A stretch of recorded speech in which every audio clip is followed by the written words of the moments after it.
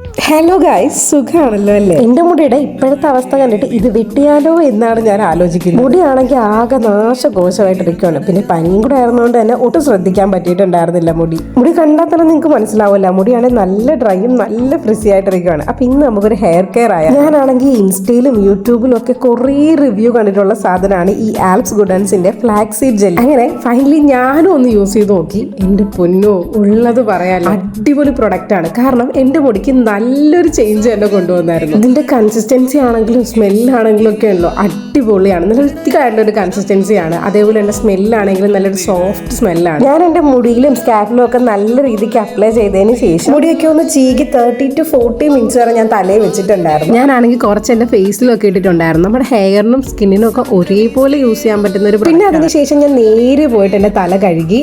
അത്യാവശ്യം നല്ല ഡ്രൈ ആയിട്ടിരുന്ന എൻ്റെ മുടി നല്ല സ്മൂത്തും നല്ല സോഫ്റ്റും ആയിട്ട് മാറി. നല്ല രീതിക്ക് സ്മൂത്തും സോഫ്റ്റും ആയിരുന്നു എൻ്റെ. ഇനി അതേകൂട്ട് തന്നെ ഫേസിന്റെ കാര്യം പറയാനാണ്. ഫേസ് ഇങ്ങനെ ഭയങ്കരമായിട്ട് ബ്രൈറ്റ് ആകും എന്ന് ഞാൻ പറയുന്നില്ല, പക്ഷെ നല്ല രീതിക്ക് സോഫ്റ്റ് ആവും നമ്മുടെ ഫേസ്. എൻ്റെ മുടിയാണെങ്കിൽ എത്രമാത്രം സോഫ്റ്റ് ആയിട്ടുണ്ടെന്ന് നിങ്ങൾക്ക് തന്നെ മനസ്സിലാവും. ഞാൻ ജസ്റ്റ് കൈ കൊണ്ടൊന്ന് ഒതുക്കിയിട്ട് പിന്നെ നമ്മുടെ ആ വുഡൻ കോമ്പൗണ്ട് ഒന്ന് ചീകി കൊടുക്കുകയും ഞാൻ ചെയ്തിട്ടുണ്ടായിരുന്നു. അത്യാവശ്യം നല്ല കേളിയായിട്ട് തന്നെ എൻ്റെ മുടി കിടപ്പുണ്ടായിരുന്നു. ഞാനിത് യൂസ് ചെയ്യാൻ എന്തേ ഇത്രയും താമസിച്ചു പോയി എന്നാണ് ഞാനിപ്പോൾ ആലോചിക്കുന്നത്. ഇനി നിങ്ങൾക്ക് ഇത് മേടിക്കണമെന്നുണ്ടെങ്കിൽ നമ്മുടെ പർപ്പിൾ ആപ്പിൽ അവൈലബിൾ ആണ്. വേഗം പോയി മേടിച്ചോ.